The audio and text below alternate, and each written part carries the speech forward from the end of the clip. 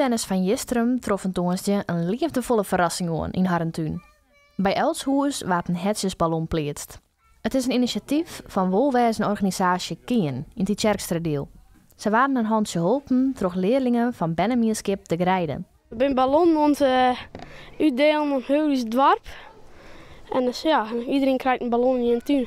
Omdat het een week tegen de eenzaamheid is. Het is gewoon lief om iedereen te helpen, vind ik. Ja. Ik denk wel dat er mensen binnen die zich eenzaam voelen.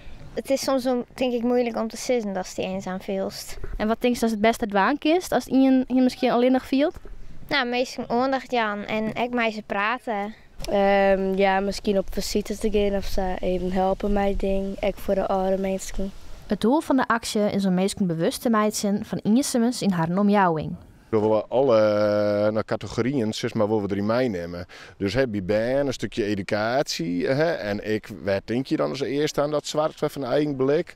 Dus als Juster had bijvoorbeeld eigenlijk mensen geholpen om de ballon op te blazen. Dat we dan weer oudere mensen. En zo krijg je een beetje die vermenging in het dorp. En we hopen dat door die vermenging we van elkaar leren en de verbinding er komen. Je stelt wel eens bij mensen destijds van nou, misschien is hij wat alleenig.